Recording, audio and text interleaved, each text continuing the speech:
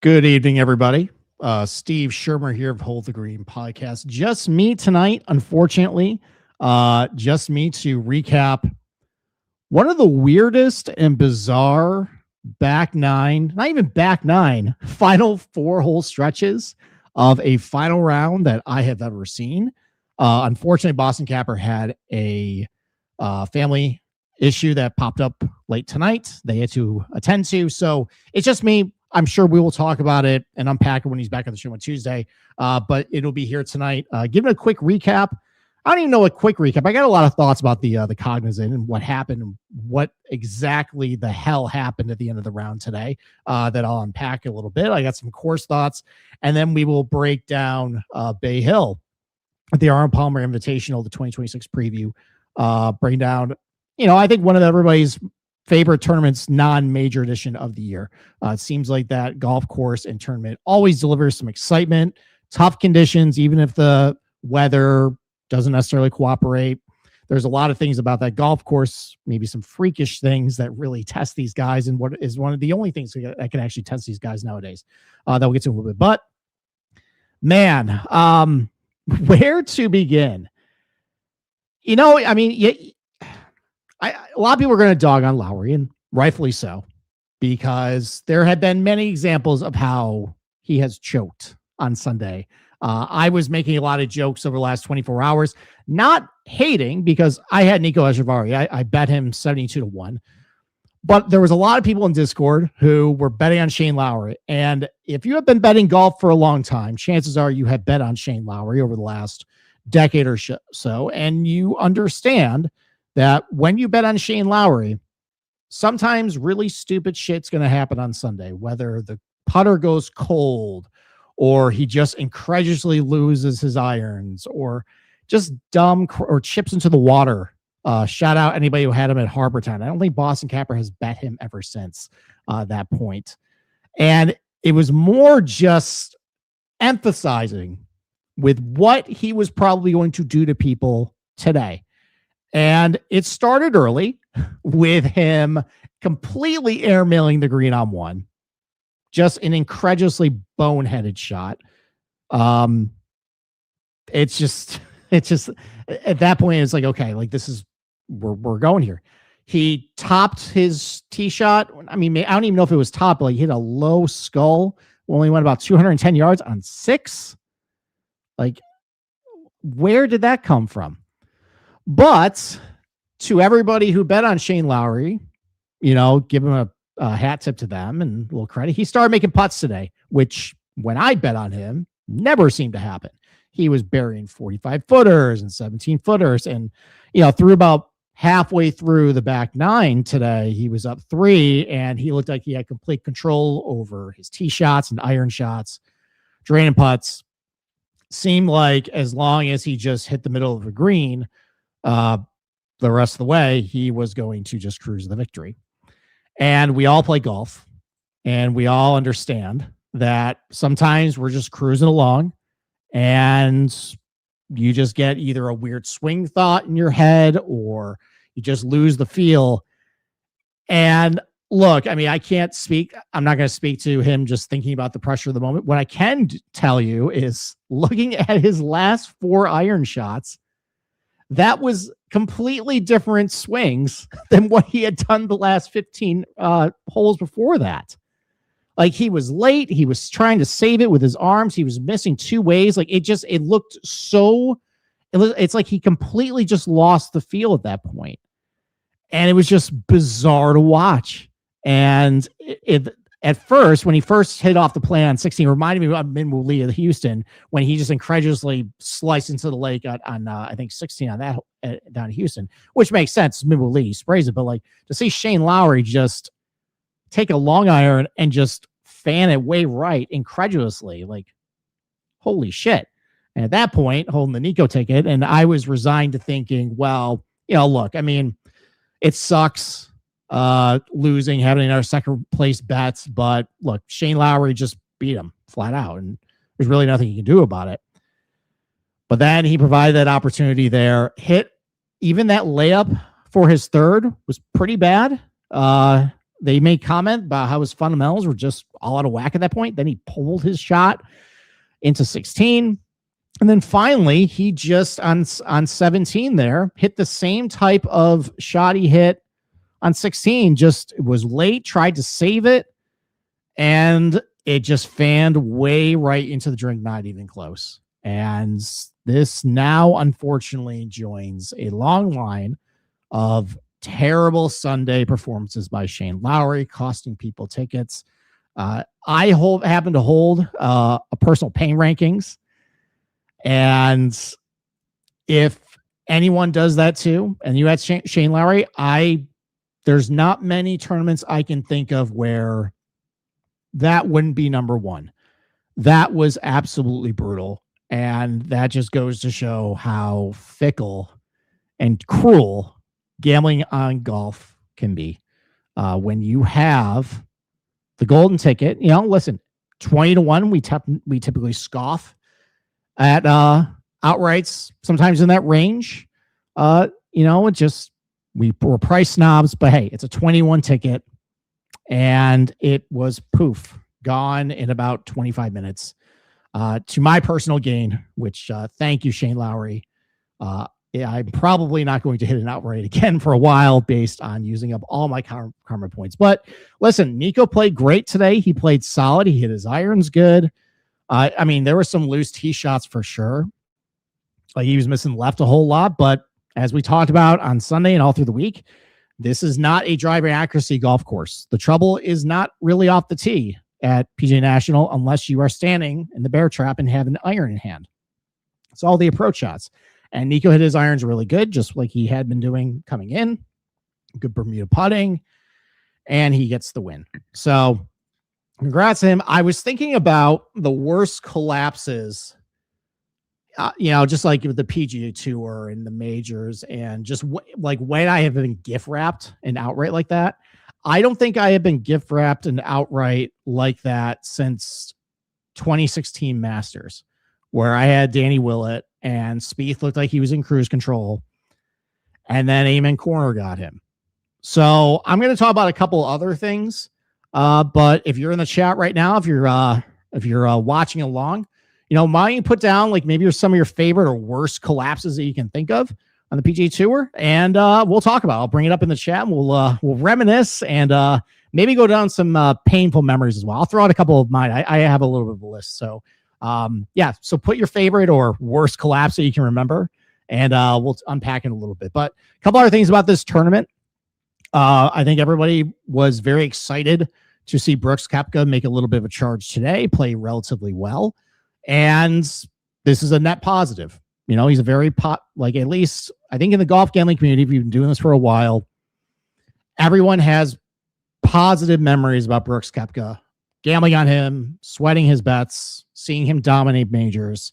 And it is, as someone who was concerned that maybe we have seen the best of Brooks back in the 2023 PGA at Oak Hill, and maybe this might have been the peak.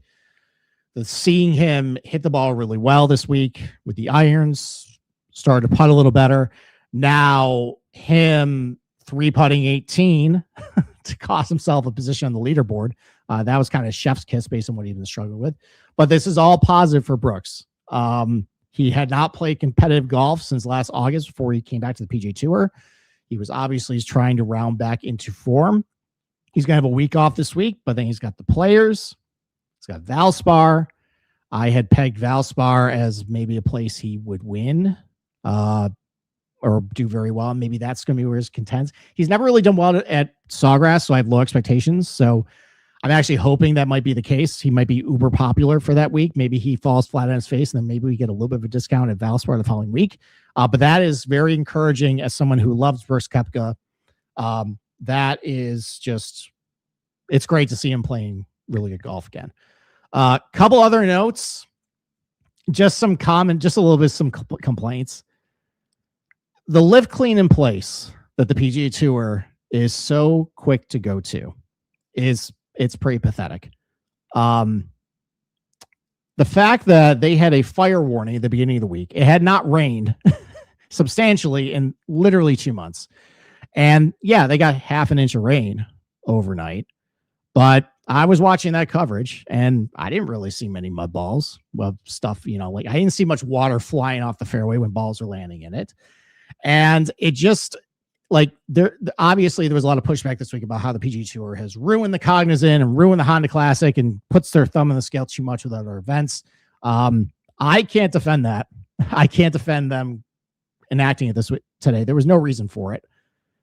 And it just, I don't understand how there are so many ways that golf can be unfair when you're playing it. Either you play at a certain time of day and the weather conditions are worse, or gust of winds happens, or it's the rub of the green. And you would think that even if you got a little bit of rain, like unless it was completely unplayable, you would just let these guys play and whatever happens, happens. That's just, Pete Dye said it best. Golf is not a fair game, and it's not supposed to be a fair game. And to coddle these guys with that and swooping in unnecessarily to enact that it's just pathetic. Did not like that today. It made conditions, I think, play a little easier. Thank God we did have an east-northeast wind to make the bear trap play very difficult. I think it flipped over a stroke in scoring total between yesterday and today, which is something I'm going to keep in mind for next year with how certain things trump each other with the round scores. I missed a couple opportunities with that this week. But yeah, overall, did not like that. But I am going to take a little bit of victory lap because I had talked all week and on Sunday pushing back on how this tournament is ruined and they have desecrated a great golf course, which I don't hold that theory. And I push back on everyone saying, look, the reason why you love this place is car crashes and guys hit in the water. And in 2026, really the only thing you can do to punish these guys is have it blow a little bit of wind, have it be firm. And the last 2 years, you did not get that. That is why you did not get your Hondas that you wanted. People blamed Overseed. And I didn't hear much complaining about Overseed the first 2 days. I think it looked exactly or pretty close to what you would expect from this place. Conditions were really tough in the afternoon. Once the morning dew burnt off, it played very difficult. When the greens got crispy, the winds got up, you saw this place had some teeth again, and it still has teeth if you can actually get the right weather conditions for it. So keep that in mind going forward. Not try and change your mind, but if you are unhappy with how a golf course is playing, or if it's not playing your expectations, take a deep breath and realize that in 2026, with the clubs these guys are playing, really you have to have certain weather conditions, certain course conditions, which sometimes is out of your control. It's due to Mother Nature, in order to play tough and actually make it difficult for these guys. And if not, like you saw on Saturday, these guys are going to eat this place up, especially if it's a short golf course with a lot of shorter irons. So that's that. All right. So a couple people posted in the chat. Grazeman at Wyndham was brutal. Yes. Yes, it was. I thankfully did not have Grazeman that week. I remember actually I was putting my daughter to bed, but I had the Bluetooth earphone in my ear. And I couldn't believe what I was hearing with him making a mess of, what was it, 13, I think, after he holed out for eagle. That's a brutal one if you add Grazeman on that one. Couple others here. You have Rory at Pinehurst. Totally agree. That is actually number one in my paying rankings. And I wouldn't call it the worst collapse I've ever suffered, but just the stakes of the U.S. Open, having him up 2 with 5 to play and him missing a bunch of like 3-footers. That was tough. Pock Eater, that was heartbreaking. I'll give you that. I mean, I think that's just more bad luck with Brian Campbell's tee shot hitting a miraculous palm tree and then bouncing back in when it should have went out of bounds. Like that's a bad beat. I don't know if I would call that a collapse, but that was pretty bad. Just a couple others I think of. Obviously, I mentioned the 2016 Masters, much to my benefit for that. Thank you. I think anyone who bet Danny Willett that week forever has him as, part of your crew for that. Obviously you got John Van de Velde in 1999. God, that was brutal. If you weren't watching golf back then, go watch YouTube. Go watch the insanity of that 25-minute progression of just a guy who completely lost the plot of what was happening. A couple other ones that you can think of too. The 2006 U.S. Open at Winged Foot, where you had Colin Monk. Like, everyone's talking about Phil Mickelson blowing it on 18, and he definitely did. He was up a shot and just needed to par the hole. Bogey gets a playoff with Ogilvy. He ends up making double there. But Colin Montgomery, another famous choker, also blew it. Then he was up one on 18 and also had a double bogey. So you had two chokes right there. And I think that's kind of what I'm going for, is that this Lowry collapse was very sudden. And there's a difference between stuff that's just a slow bleed, like, for example, Russell Henley blowing a 5-shot lead at Sony with 9 to go. That's just a slow bleed out at that point. But like the sudden ones where you just don't see it coming and it's just, what the hell happened? You know, you think about that. You think about 2010 FedEx St. Jude. This is a really obscure one. When Robert Garrigus blew a 3-shot lead on 18 by hitting a triple. That's pretty bad. You think about the 2016 Masters, obviously, with just Amen Corner, it just all unravels for him. This one happened mid-round, but Bryson looked like he was going to win the U.S. Open in 2021 and then just completely imploded on 13, and then he had a triple on 17, and that was all she wrote for that one. You had, and then Mito Pereira getting hit with a cattle prod on 18 and losing the PGA. So, yeah, a couple others that people mentioned. Obviously, Greg Norman, 96 Masters. That's the example of the slow bleed out at that point, where you see the car crash in slow motion. And what's bad about that too is, you know, they didn't have back then like the alternate coverage. Like, you couldn't just sign on to ESPN. Like, they didn't have any of that. You didn't know what was happening at the 96 Masters until they came on TV at 2:00. And by then, when they came on, you would have been shocked to hear that Greg Norman was now tied with Nick Faldo. And you would wonder what the hell happened at that point. So when you can play with golf coverage, it's come a long ways since then. At least you'll know when somebody is collapsing instead of you just turn on the TV in 96 and you just see that happen. There's a really good 30 for 30, by the way. It's called Shark, that talks about all of Greg Norman's collapses and choke jobs over his career. I highly recommend it. It's really good. And it goes all in about the 96 Masters and all that. So congratulations to Nico Echevarria. Congratulations to anybody who bet him. Congratulations as well. We got some pretty good round scores on Saturday or on Friday. We did it live in the morning. I was trying to get a little bit of a better price, knowing that the afternoon was going to get really tough, and we ended up getting that. You know, it wasn't a huge slam, but went 15-8, won a few units. Some other people did a little better by selectively picking more overs at that point. And look, you know, that's a very profitable avenue, and adding an outright to that was pretty good this week. So we're rolling into Bay Hill with a lot of confidence and a lot of units in the bankroll now. And let's move on now to Bay Hill. So this is number 6. Very exciting hole that we'll talk about a little bit.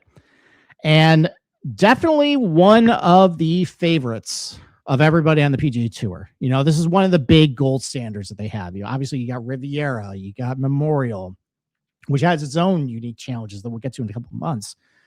This one, though, is for the sadists and the ones who just love seeing people struggle and put up bogeys and just love seeing these guys get punched in the mouth, because we see these guys every single week get easy setups, friendly setups. And this is one where these guys, you separate the men from the boys. And even though I think with this golf course, I don't think the land is particularly interesting. I don't think any of the holes are particularly interesting.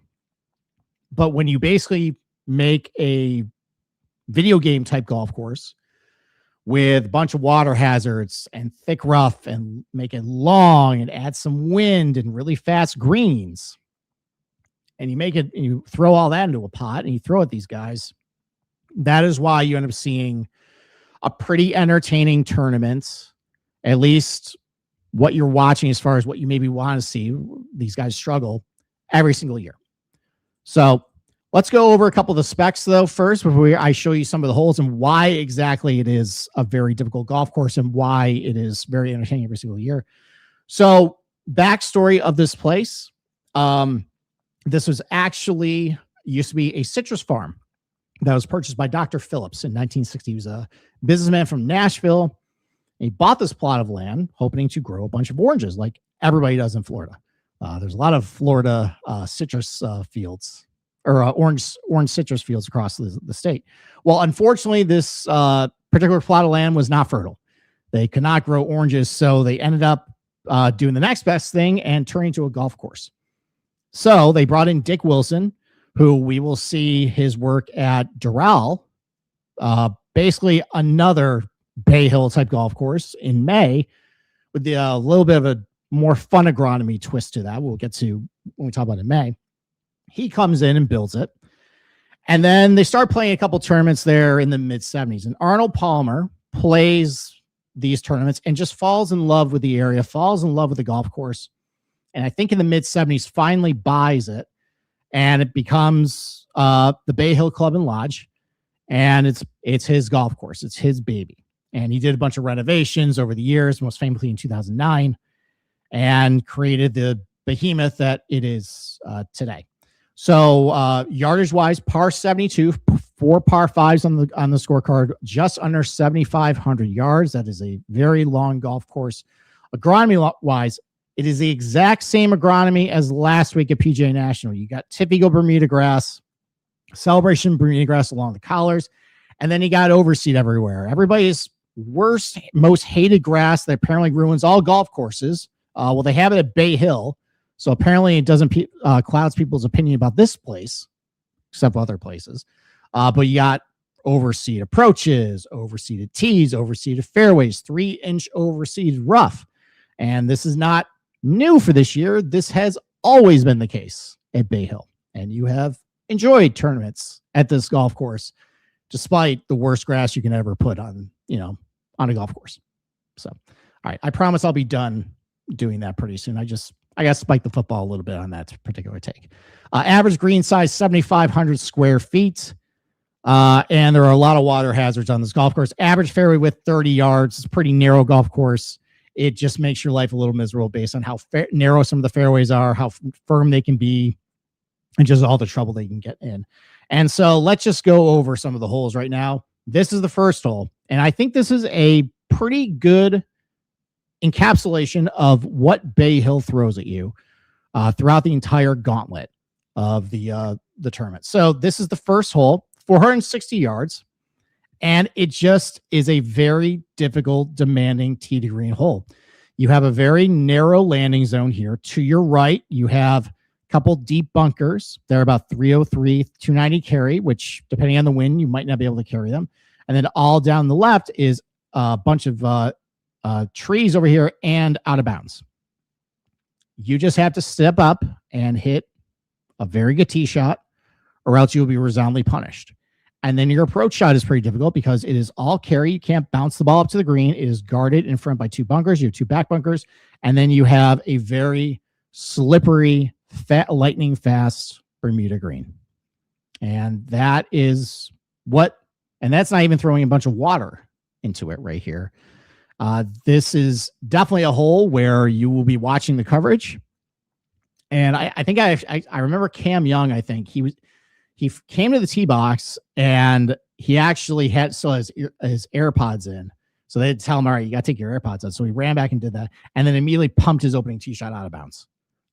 And that would be, that's how you see a lot of guys that you bet on start this tournament, by just making a complete mess of this hole. And depending on the wind conditions, this can definitely be a ball buster. I'll get to how wind impacts different scoring, because just like at PGA National last week, where you have a certain wind that can dictate how guys do in a certain day, this also has a pretty distinct pattern as far as where the wind's coming from to make your life difficult on certain holes. So that's the first hole. The 6th hole. This is a very fun hole. This is one where there's a lot of highlights. It's probably one where the PGA Tour packages a lot of highlight or low lights of guys. Let's like, what is it called? The Golf is Hard video series, which always is fun. You see a lot of low lights here. And this is just a very tough hole. So how normal people play it is it's a par 5 around the lake here, 555 yards, but you got to play it the whole way. Unless you are a certain athlete, though we'll get to in a little bit. Most guys try and cut off as much as they can of the lake here. It's about a 300-yard carry to set up a longer approach shot. But if you tug your tee shot a little bit, you're going to get wet. If you push it a little too far right, you're probably going to end up in one of these bunkers. Then you definitely can't get home in two. And then on the approach shot, you have water all the way down the left side of the hole. Just a lot of ways where a par 5, where you think you want to get birdie, turns quickly into a 10 or 11, like I think Jake Knapp had a couple years ago here. So that's how most people play the hole. But there was a certain guy in 2021 who brought electricity and brawn and strength to the tee box here, and that was Bryson DeChambeau. And this is when he bulked up and just took the approach of, I'm just going to hit the ball as far as I can, which he still does. But back then he looked like JJ Watt instead of a little more, spelt that he is now, and realized that, hey, I don't have to be 280 pounds to hit the ball 365 yards. Well, back then though, he was that, and this was the first iteration of peak Bryson, the entertainer.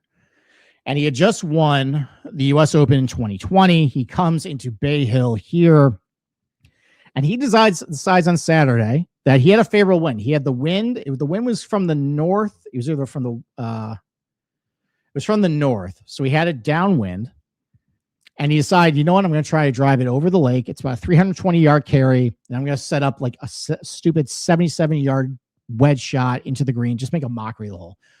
Well, he did it. And he threw his arms up, and the crowd cheered. And this was definitely one of the memorable highlights of what I considered, at least of the last 10 years, probably the most fun year on the PGA Tour. This was before Live. This is when everybody was still together on one golf league. This was come out of COVID, so you started to have fans coming back. You hear the roars. You had a lot of really good winners that year. You had a lot of really popular winners win that year. It's like every single week in 2021, like a big star would win. Like you're more like back then, it'd be like Spieth won that year, Max Homa, Bryson, Rory. It was just banger after banger of just winners every single year. And this was an example. Bryson won this year, and this was the highlight of that tournament. So he ended up doing it again in round 4, drove the lake. What's funny, though, is that he had 77 yards, and we were all dogging Bryson back then about how terrible he was with the short irons. And then he particularly hit a horrible short iron. He barely, I think, made the green. But he still was able to get up and down for birdie. No big deal. So there are some faults, though, to Bay Hill, some things I don't like. Like I said, it's not a particularly special piece of land. It's very flat. It's Florida. But unfortunately, though, it seemed like Arnold Palmer tended to like certain things a certain way and to repeat stuff over and over on the golf course to where it makes things a little more homogeneous. And here's an example right here. So you come to a period of the front nine where you're going around a lake. You got, like a shortish par 4, 434 yards, but you have water hugging all the way down the left here, and then a green situated water side here. Then you go away from the lake. You play a longer par 5, about 560 yards, before you come back with a shorter par 4 back towards the lake. Well, then, lo and behold, if you love that 3 stretch of holes, you get that exact same thing again on the back nine. Here, you get a shortish par 4. Stop me when you've heard this before. Around the lake with water green side here. Then you play a par 5. Again, going away from the lake, followed by another par 4, short par 4, back towards the lake. That is a common complaint about this place, is that there's not really a whole lot of variety as far as the types of holes you see. It's just a lot of water and similarly designed holes, especially if the par threes. If you loved one par three at Bay Hill, you'll love them all because they all are about 200 yards and just incredibly difficult. Third hole's 230 yards. The seventh hole, 199. But if you want to round up, it's basically 200 yards. 14th hole is 215. And then 17th, which is a real ball buster, we'll get to in a little bit, 221 yards. And that is why we'll get to in a little bit. Long approach shots is very vital here. You want to be very good at it. You see a lot of guys who are winners here who are very good in that department, good with the long approach shots, because all four par threes are over 200 yards. There's a couple longer par fours as well. They're over 200 yards. You got to be really good with shots over 150, over 175, over 200 if you want to do well here. And it's these collections of par threes that definitely tries to hammer that home. But this does have a really good closing stretch. Starting with 15, I would say a horribly designed hole because it is nearly impossible when the fairway is firm to hold the fairway. In all drive, you see guys clubbing down with irons or driver or three woods. And even if you hit a dead straight shot, you're probably going to end up in the rough over here. If you try and cut the corner over everything, this is a really narrow landing zone. You're probably going to end up in the rough anyways. And you got out of bounds all the way down the right. So this is, and you have to tee off across the street over a row of hedges. Yeah, that looks pretty ridiculous on TV. But this is a hole down the stretch that you wouldn't think would cause a lot of bogeys, but it definitely does, because if you are caught in this rough over here, it's a long approach shot to the green. Usually it's pretty firm, and it's really tough to get up and down from these bunkers as well. It's definitely one where if you are not in the fairway, you are definitely bringing bogey into play, which might be pretty crucial for you down the stretch to avoid. 16, though, very easy, very reachable par 5, but you have to hit a really good tee shot. And again, there just isn't a whole lot of room to miss. Like if it's playing downwind, this bunker over on the left is very reachable. Obviously, this long bunker over on the right, you got some overhanging tree limbs that can make your life pretty difficult too if you're in this. And then you have a forced carry over water. This over here is, you see a lot of guys over on the right. It's a lot of really thick ryegrass rough that makes getting up and down very difficult. Where, look, if you keep the ball in the fairway, it's a relatively easy approach shot to this green here. But if you miss, you definitely can make messes of this hole. But then 17, though, this is that long par 3 over water, 231 yards. Now, I put this picture purposely to show you what it looked like. This bunker over here, which always used to confuse the shot tracker folks, to where if, you know, because the sand kind of bleeds into the water here, you might get triggered by saying that the ball is in the bunker when it really is in the water, and it's a penalty. I've had that happen before plenty of times. Fortunately, though, well, maybe not fortunately, I don't actually like how they changed this. This is now a grassy bank over here with a lot of really thick rough where balls get caught and they don't bounce back into the water here. I really wish they would shave this grass now that it's here, but regardless, though, now we'll get to how the wind plays with this place a little bit. This is a put up or shut up hole down the stretch where you have to hit a great long iron shot, or else there's a lot of trouble around this green. Obviously, with water, it's tough to get up and down from these bunkers. I remember poor Gary Woodland back in 2022, I think. It was the year I had Hovland, and Hovland blew it. But Woodland was also in the mix, and he ended up plugging in this bunker, which a lot of guys complain about the bunkers here. I don't know what type of sand they use, but like you see plugged lies all the time here. And unfortunately, Gary Woodland was one of those guys. I'm sorry if you had an outright on him, because that was horribly unfair. Ends up making double. He's gone. And then I think Scotty ends up winning this tournament -5 for his second win in like 3 starts. So that's 17. And then 18, this is a really, really tough hole. It's only about 460 yards or so. But if it's downwind, you can't use driver because the fairway just bottlenecks pretty severely here, and it's about 320 yards to the water here. You have really thick rough over on the left that makes it very difficult to get the ball up to the green. You can't really bounce the ball to the green as, you know, very well, because it's just a very narrow landing zone. And now lot of room to work with. If you're over on the right, you're probably bailing out left and trying to get up and down. And this green right here is really slippery and diabolical. It curves severely from about, left to right here. There was a famous putt that Rory hit where he hit like a 40-footer, and you just saw it break pretty significantly all the way around the green and then in to win the Bay Hill. These bunkers are also set a little bit above the putting surface, so trying to get up and down from that is really tough. I've seen guys try and get out of the bunker, and depending where the pin is, they'll actually play away from it because they run the risk of actually, just running the ball straight back into the water here. So,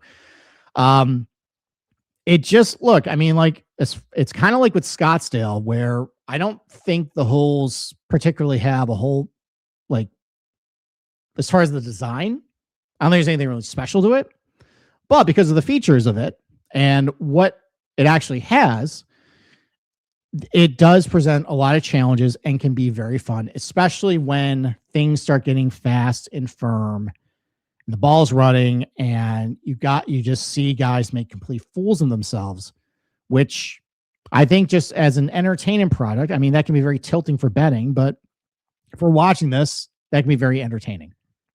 So let's get to the scoring though. And obviously, as I made mention, this is one of the harder scoring tournaments of the PGA Tour. It's gotten a little easier over the last couple of years, kind of like what we saw at Cognizant, where you end up getting, just because of the conditions. I mean, this tournament is always usually right next to each other on the schedule, the Cognizant and the Bay Hill. In 21 and 22, you had a little bit windier conditions and maybe a little drier conditions. Around 23 to 24, maybe a little softer conditions, winds weren't quite as much. So you kind of see a little bit where, like, earlier in the 2020s, it was very tough. Not quite as tough, the last couple of years, mostly because of the weather. But you can see there are definitely rounds where the wind gets up and maybe it's playing a little firm, and you can routinely see over 74 scoring average. Like a round one last year, where I think we bet every single over that day. I think they priced everything at like 71.5. So they had everyone just shooting under par, and it was like 25 to 30 mile per hour winds, and it hadn't really rained, I think. And we said, yeah, we're betting every single over. And I think we went something like 15-3 that day. So that was fun.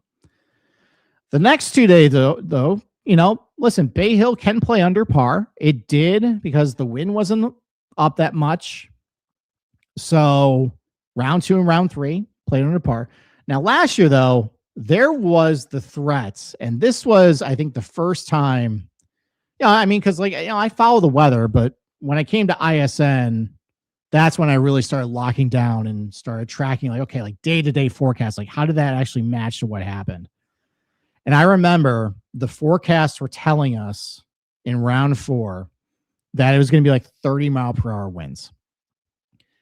And I was looking at it, but I was looking at like the actual wind speeds, and I was looking in the morning. I'm like, oh, man, like this is not even close. Like it's telling me it's supposed to be like 25 to 30 mile per hours right now. Why is the weather station right next to the golf course registering 5 right now? And it turns out this forecast was horribly wrong. Now, unfortunately, we bet, I didn't bet many overs, but I bet like, I think 5 or 6. And so I was not happy when I turned on PG Tour Live and it came on Golf Channel to see the flags barely moving. And I bet a bunch of overs. Luckily, when you bet overs on a bunch of morons, they tend to do things to help you out. And thankfully, I think I went 5-1 that day, just because these guys like Wyndham Clark, or I forget who else I bet, maybe Kirk Kitayama, maybe, just idiots, decided to shoot themselves in the foot. That was great. But this was an example of like a fake weather day. And I remember thinking, because I like Colin before the tournament, saying, okay, well, we got a really bad weather day round 1, 2 and 3, maybe he's okay, because this is when he kind of had the stigma of like, okay, he's bad in the wind. But round 4, I saw, I'm like, no way. There's gonna be 2 rounds of really bad wind. Colin's cooked. Well, I think he really benefited by Sunday not being bad. Unfortunately, still had that one ripped from him. We'll talk about it a little bit. But you can see, though, I mean, like there's huge, like the ceiling for how hard it can get. Like there's days where it's been over 75 scoring average. Like in 2022, 2021, they got really bad winds. Like it's definitely something to monitor where if the weather gets pretty spicy here, like these scores can definitely balloon. Now, how does it get difficult? Well, I'm a weather guy, and there is a certain way that the wind direction can impact scoring. So generally, a southern and eastern wind plays a little easier than northern and western wind for a couple reasons. First is, remember those par fives I showed you that are basically the exact same? Well, they basically run up to the northwest. So anytime you have an eastern or southern wind, it plays downwind. So number 4 here, this is in 2024. Number 4, number 12, like they're not easy par fives. There's, I think, like a creek or a ditch down 4 they can incur a penalty on. Obviously, if you miss the fairway, you're not getting home in 2 unless you have a great lie. But still, like when it's a favorable wind here, it plays downwind. When it's a southern eastern wind, 17, 18 that I showed you earlier, it's still relatively tough, especially 18, but it's about even par. It's not that bad. You also have 1, 2, and 3 because the course basically plays north to south. So it kind of makes it easy as far as where the wind's coming, how the scoring is going to be. 1, 2, and 3 don't play quite the same because you basically start from the clubhouse and go north at that point. So in a southern eastern wind, it plays more downwind. So it's not quite as bad. 8 and 9 play into the wind, so that plays a little tougher. 10, if you got this type of wind, guys try to drive the green. So that's why it plays pretty significantly under par. So overall, though, like a southern eastern wind plays a little more benign. Well, not benign, but it plays a little easier, unless it's like crazy winds, than it would if it's from the opposite direction. And you can see certain things go the opposite way. So from the north and the west, now all of a sudden the first 3 holes play a lot tougher because you're now playing into the wind for the most part with that. Number 4 in this particular year, this was round 4. The par 5 played over par because you're playing into the wind, and there's still a lot of ways to screw up that hole. Now, actually, I'll go back a slide. Number 6, that's the one with the large lake. You got to drive over it. You got water. It's the Bryson hole. Well, in a southern eastern wind, that actually makes your tee shot into the wind, so you can't cut off as much of the hole. Makes play a little longer. Scoring is not as good here. But now if you have a north and western hole, now plays more downwind, and suddenly scoring kind of opens up by here. So that's something to keep in mind in that hole. 8 and 9 just still play pretty tough because those are just tough holes in general. Again, same thing with number 4. The scoring on 12 with a northern and western wind just isn't as good. But here's the big key difference, though, is that when you have a northern and western wind, 17 and 18 play way tougher because now all of a sudden you have to hit a 200 plus yard shot over water into a headwind, which is not easy. And then 18 plays very long. You have a forced carry over water into the wind. That is going to balloon scoring. And that generally will make it more tougher there. So that's something to keep in mind as far as where the wind is coming. You can kind of gauge at that point where scoring is going to be. And if you actually just go back because of how linear this golf course is, you can just go through the rounds and just kind of look at those key holes I pointed at. And you can say, okay, this is probably like a southern wind or an eastern wind because like number 4 played easy or number 12 played easy and 6 was a little harder and 17, 18 were maybe a little easier. Or you can say, okay, like 17, 18 were really tough that day.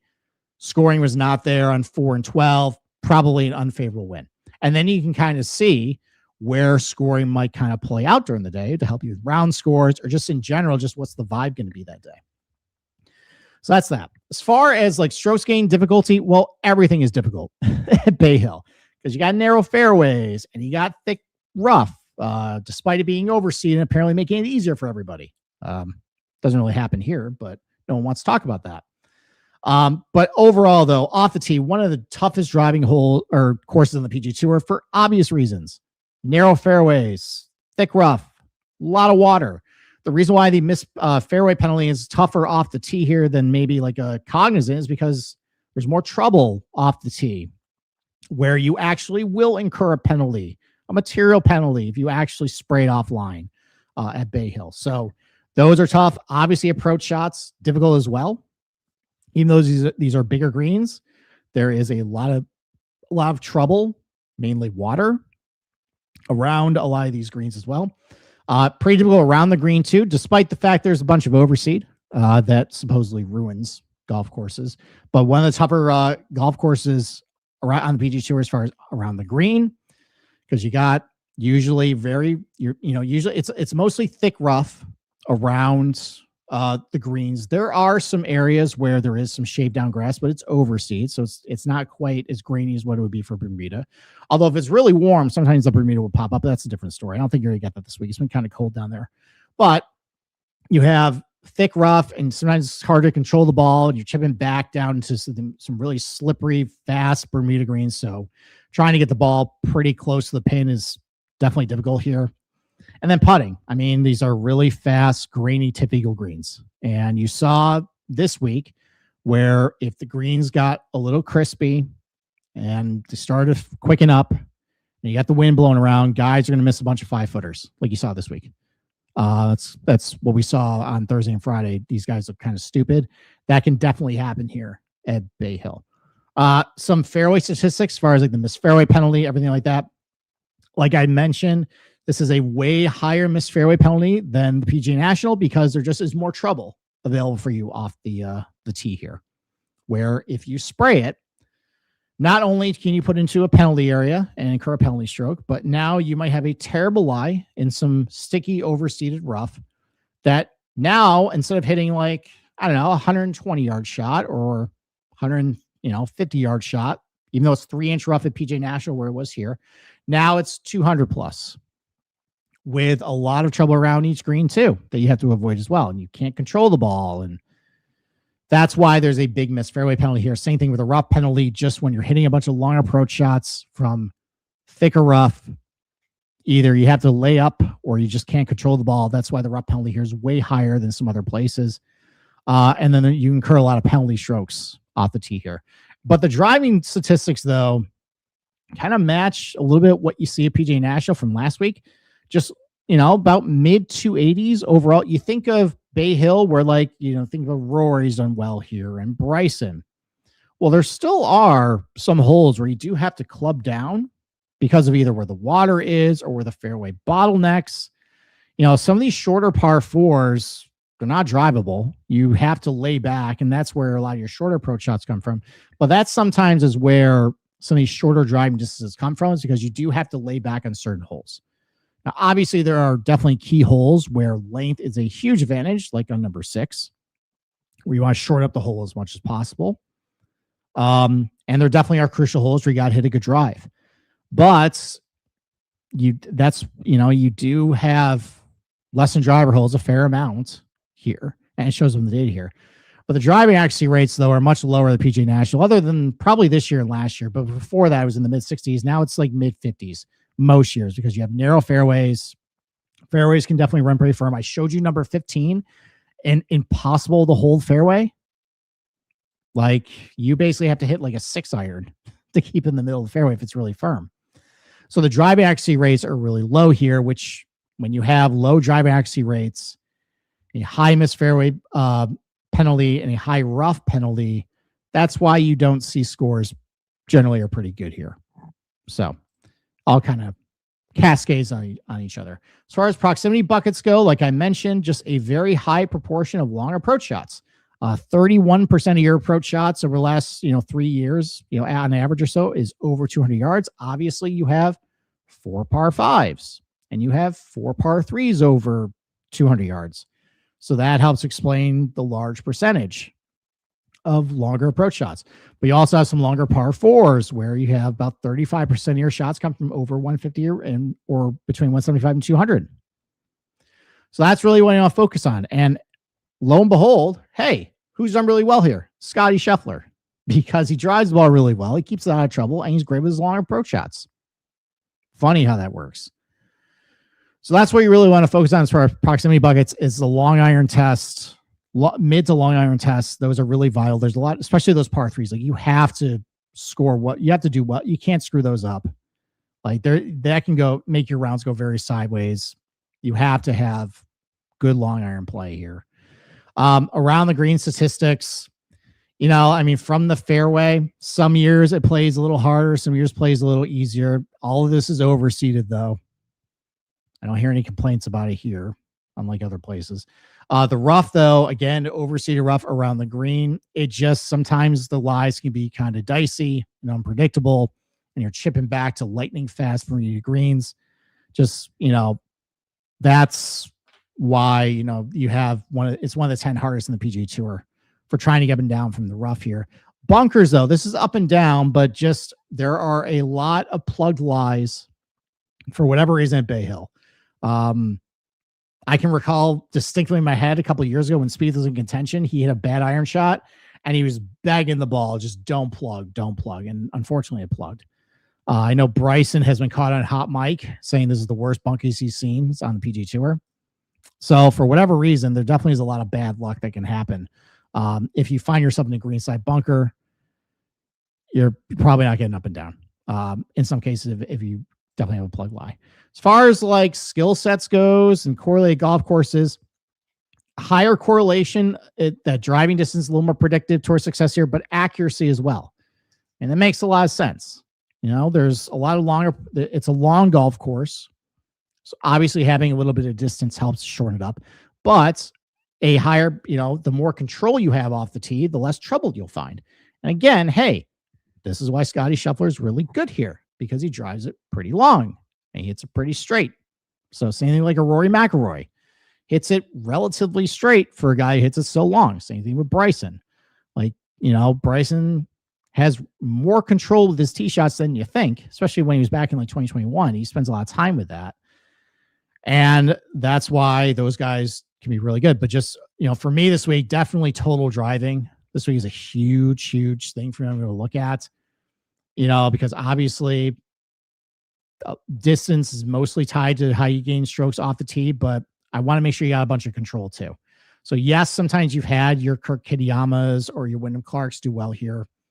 Overall, though, it's definitely been your more consistent guys who have above average length, above average accuracy, or you get last year where you got fairly benign conditions where guys can just kind of hit their stock shot off the tee. And all of a sudden you get a bunch of super accurate guys like Morikawa and Henley do well because they just put the ball on the string and just, they're always in the fairway. In weather conditions, though, I probably would shade a little bit more distance so you can cut through the wind. And those are also might be conditions where it's just harder to hold fairways. So, but overall, though, I'm definitely looking at just total driving for this week. Approach play is about PGA Tour average as far as predictiveness. Around the green, that is less predictive as far as your skill set. It's probably because it just is so difficult to get up and down that even you have the best guys who are really good around the green just can get befuddled here. Obviously, I may mention the plug lies in the bunker. That's a lot of luck. You know, Victor Hovland's been really good here. He's not very good around the green, but that's kind of helped him a little bit.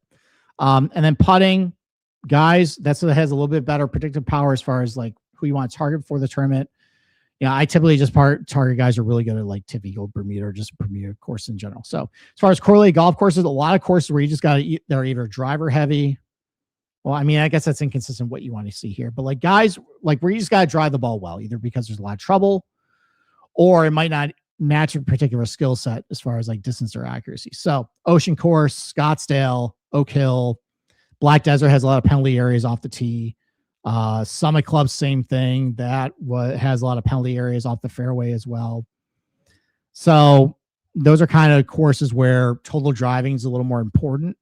That we were looking for the week. So I'm definitely looking at those places. And then as far as the leaderboards the last couple of years, 2023, this was the Kirk Kitayama year, but this tournament seemed like it was going to have a lot of different winners.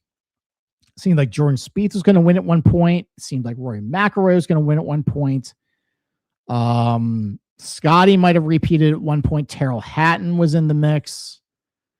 But in the end, though, Kirk Kitayama, with his weird, unorthodox swing, ends up slipping on the red cardigan and wins here. As far as what mattered, obviously in-tournament driving mattered a whole lot here because mostly, and there's a little bit of an emphasis towards accuracy that year because, hey, You're spraying it all over the place. You're probably going to incur penalty strokes, and you're probably not going to win. So guys who tend to drive the ball pretty well overall did pretty well on the leaderboard, as you can see. Approach play and putting, it's a little less correlated towards success, but still the most important, most predictive towards in-tournament success here. Around the green is a little neutral. Last couple of years, though, a little bit different picture of how you actually scored here. So scoring was a little better in 2024. You still had a huge edge towards total driving with a massive edge towards in-tournament accuracy towards how you did that week. Again, it's not rocket science. If you're hitting more fairways, you have better control, you're not getting as much trouble. So that's why you see like Scotty Scheffler and Lowry and Henley and Brendan Todd even and Putnam. I did have your bombers there, like Wyndham Clark, like your Ben-Ons. They still can pop up here. But it was a little bit of a hodgepodge. But in tournament accuracy, though, even though there were a couple outliers here, definitely seemed to contribute more towards how you did that week as far as driving. Big edge as well as far as around the green play. Again, these are tough areas around the green. And if you did miss a green here, the ability to get up and down and kind of handle some of the borderline unfair conditions you might see at some points definitely helped you here. And then there's a big de-emphasis in putting and approach play. I mean, like, obviously you got to putt well to win tournaments. You got a couple guys who had big putting weeks, but they're, like Putnam lost strokes. Ben-On didn't do all that great. Shane Lowry, who never seems to putt on Sunday except for today. He just haven't put a bunch in the water today. Sorry, anybody, twist the knife there. But but in tournament putting definitely was de-emphasized here. Same thing a little bit with approach play. And then last year, same story, 2025. Russell Henley, Morikawa won. Huge edge towards in-tournament accuracy. I think that had a lot to do with some of the benign conditions you saw from Friday through Sunday, where it was easier to drive the ball. So guys who just put it on a string to hold fairways and are doing pretty well, like your Henleys and Morikawas and Connors. So still a big emphasis though in total driving for the week. Same thing with around the green play, huge importance. Like more, like you don't see this often unless it's like the Masters, where you have such a huge importance of around the green play and such a de-emphasis in tournament putting, to where putting is now the least important metric towards your total strokes gained on the week. You don't see that often.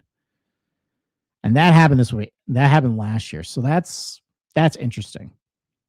So basically, just to put a bow on it, like obviously driving is definitely what I'm looking for this week, as far as like, length is always an advantage, but I'm probably, even though there will be an inaccurate bomber, like for example, like a guy like Chris Goddard probably will have my attention just because he's been playing so good.